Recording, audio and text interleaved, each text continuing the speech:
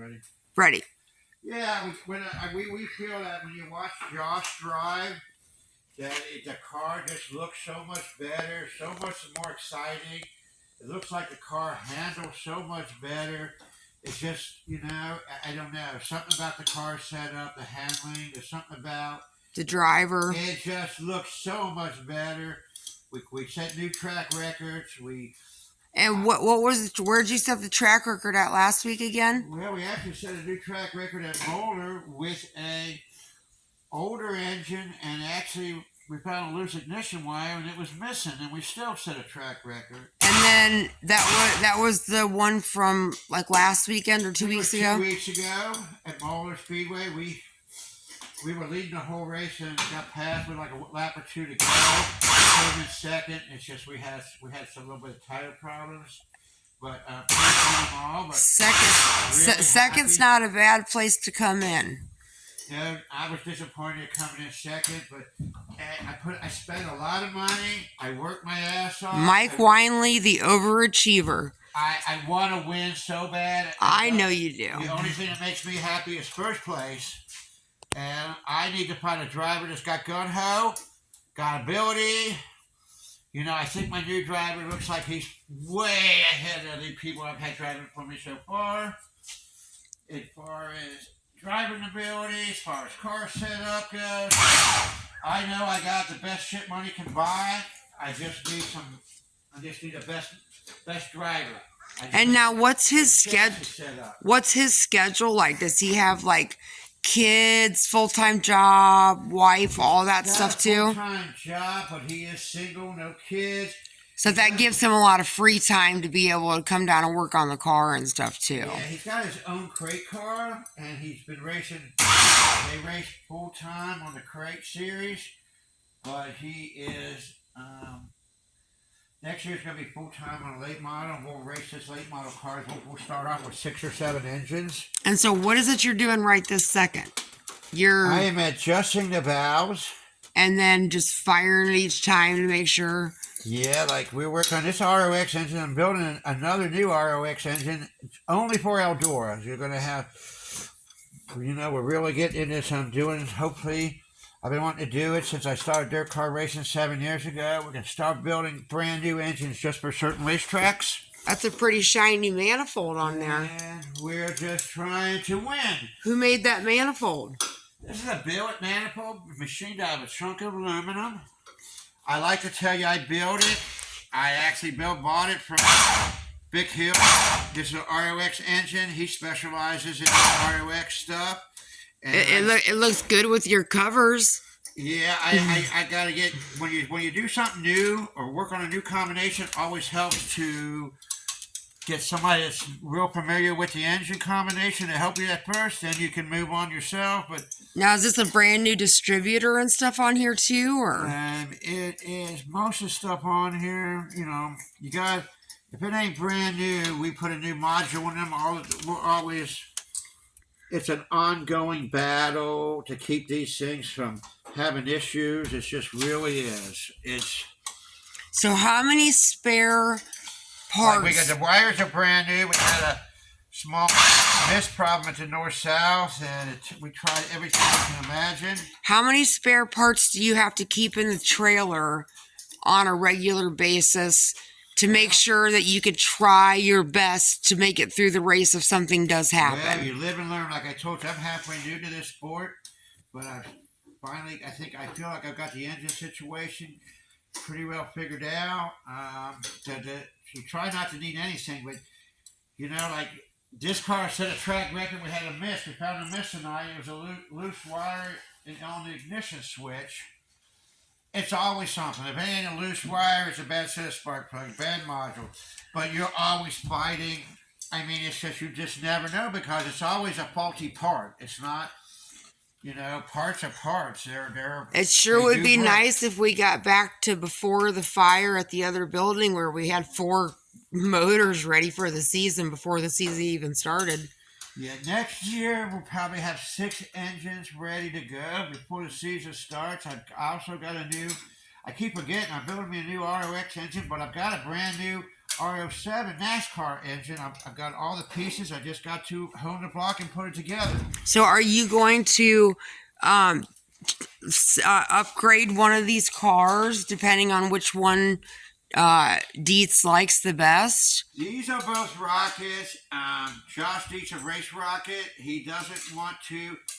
I was going to buy a Longhorn, but he doesn't want. But you have a 20 and a 21.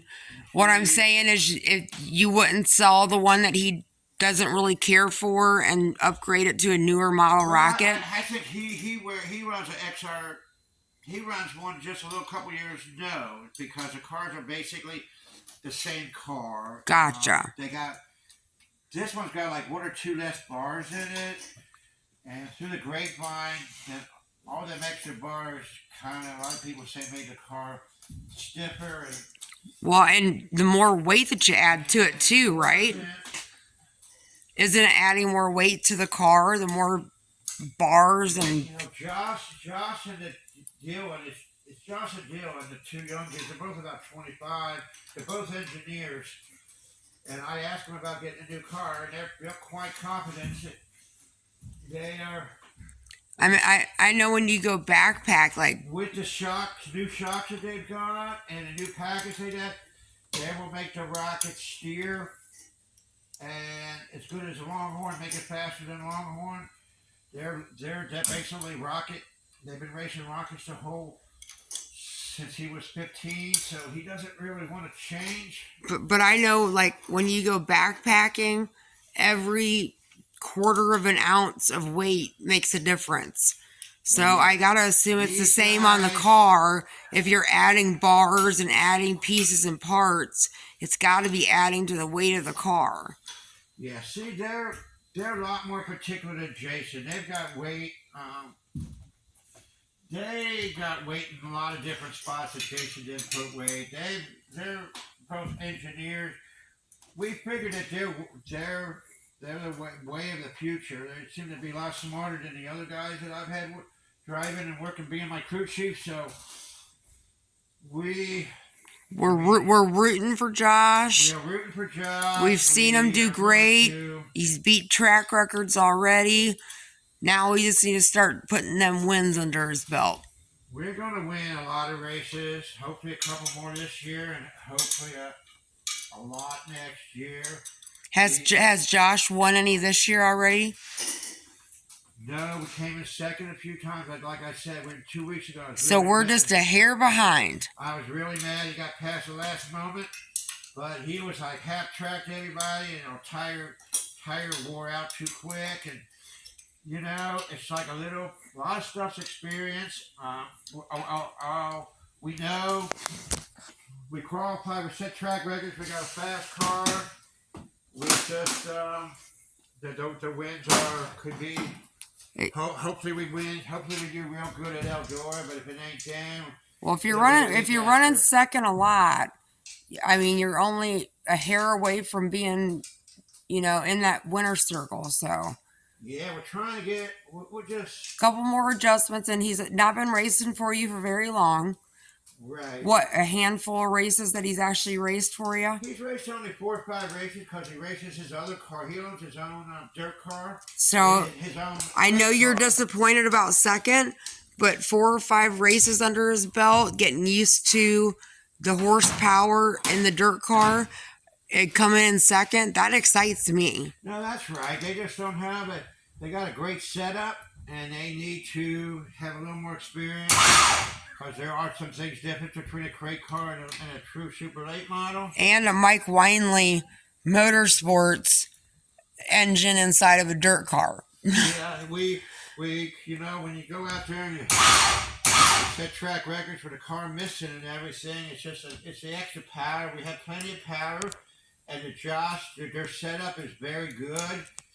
It looks like a bright future. I don't, like I said, I don't want to come in second. I want to win big races. Hell, do you remember when, what was it, our second year racing?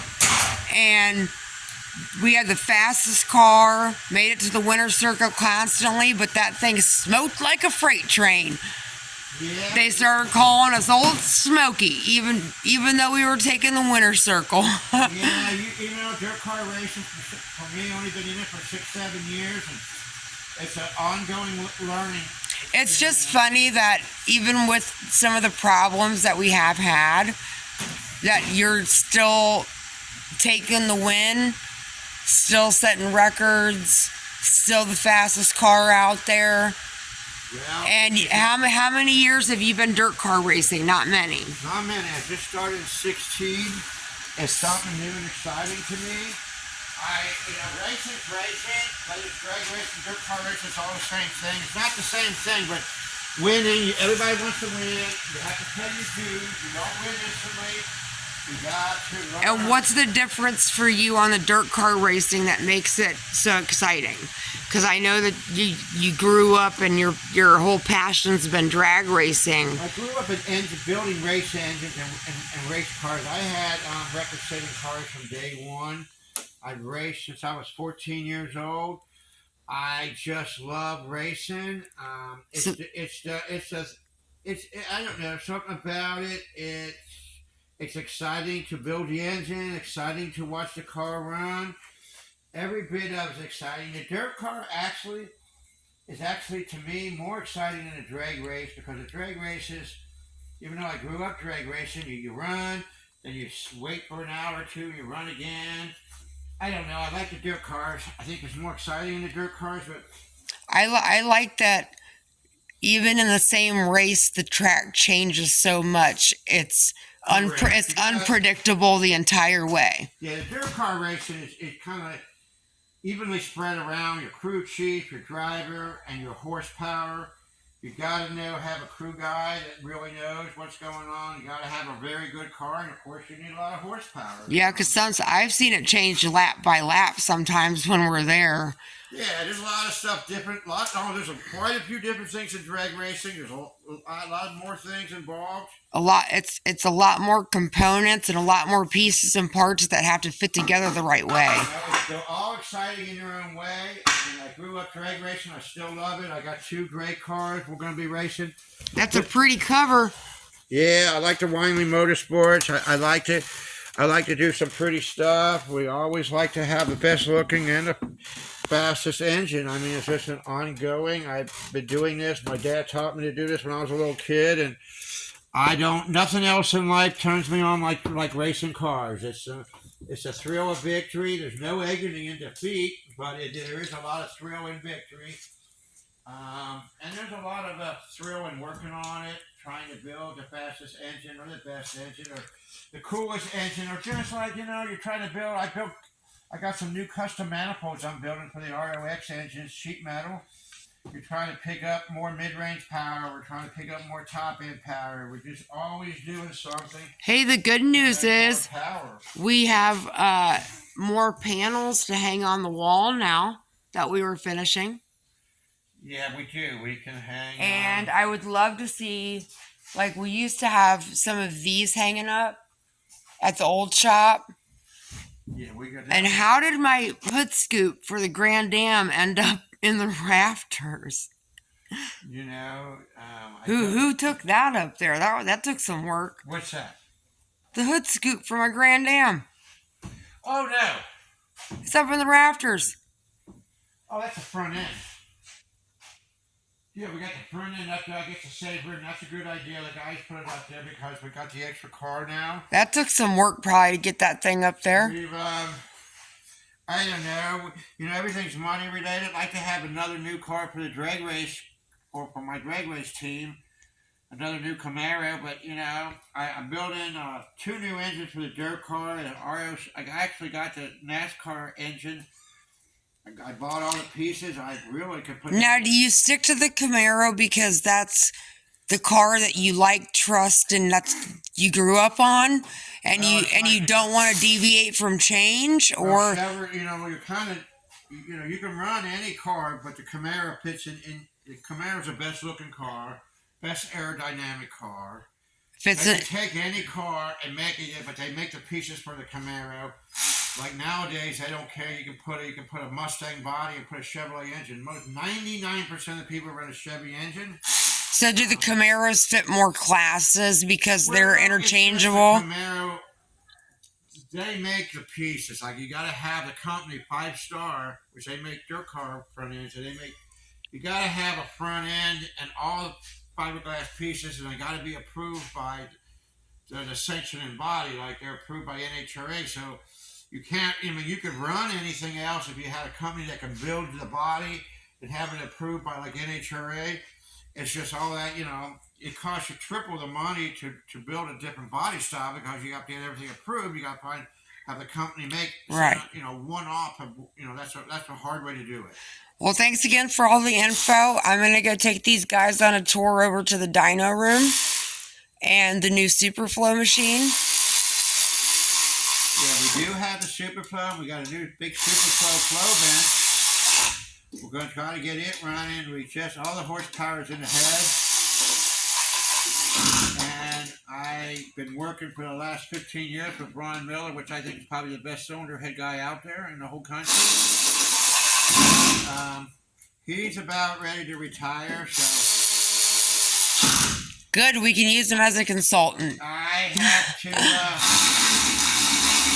I will soon have to be the best cylinder head guy out there again. I used to be a cylinder. Well, we need Ron Miller to come guest star on our new YouTube series, which don't miss us on the YouTube series. Yeah. We're doing videos. We're going to start a weekly series. It's at Winely Motorsports Racing on YouTube.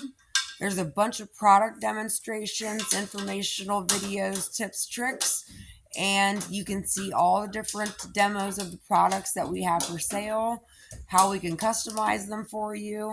And here coming up soon, we'll have a weekly series with guest stars, and we'll be showing you some of the projects that we work on in a little bit more detail. So make sure you sign up as a subscriber for that as well. Yes. Well, thanks again for the info. I'm going to go over to the dyno room. Yeah, it's an ongoing thing. Unless you'd like to walk over real quick for 1 second with us. Well, give me a